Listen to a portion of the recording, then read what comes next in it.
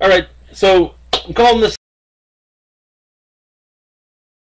simple but effective youth passing game, and pretty much I'm going to start off with like just basic stuff that kind of almost elementary for stuff, just to see where we got to and where we got in our passing game. Make sure I remember how to turn this.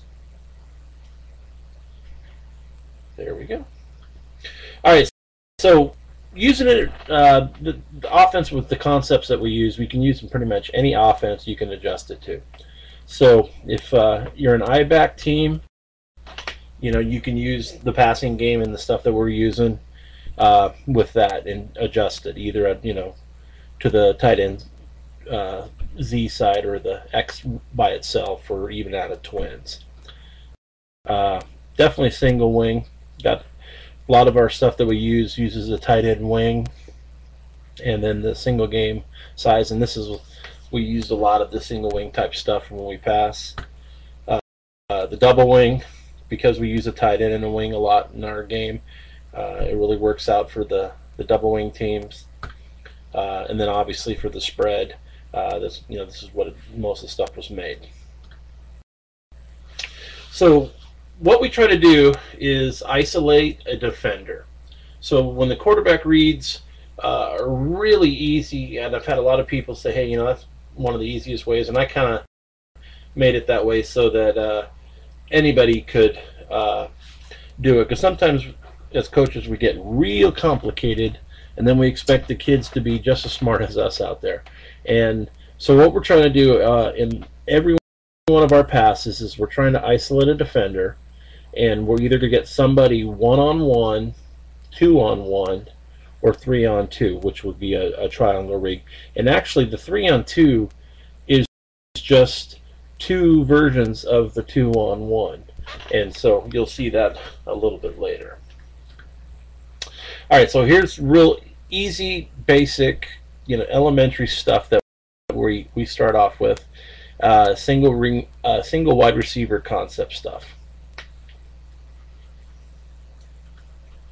Okay, so basically, if you're looking at the thing, you got to kind of the base stuff that we start off, and we do this out of our single wing, or you could do it out of I-backs or double wing or whatever. Is we're going to read the corner, and it's just one-on-one stuff. I say that the easiest play that you can run is the quick pass. Some people call it the bubble, some call it the now screen, stuff like that. All we do is we tell the receiver take one step up to get the corner, thinking that he's going down the field, and then he takes 2 steps back, faces the quarterback. Quarterback, from either the shotgun or under center, just takes the ball and throws it to him as fast as he can. What we're trying to do is just get an athlete out there one-on-one and let him do some things. The next big route we use is the stop route, trying to make the corner think we're going deep, and we tell them to go 6 back to 5 and then just turn around. Quarterback takes 1 step and then throws the ball as fast as he can. We tell him on his read, he throws that route every time. He throws that route every time, no adjustment. And later on when we have 2 receivers, then he can read the corner. One of the big schools out here in California when I was there, Long Beach Poly, pretty much ran stop and fade, and that was their entire offense. Now they had other plays, but 80% of their pass plays was the corners were scared that they were going to run by them, so they got deep, and they would just go 5 yards, turn around, and throw these great athletes the ball and let them just make some plays. If the guy couldn't make the tackle, he went to town on a touchdown. If he did make the tackle, it's 5-6 yard gain.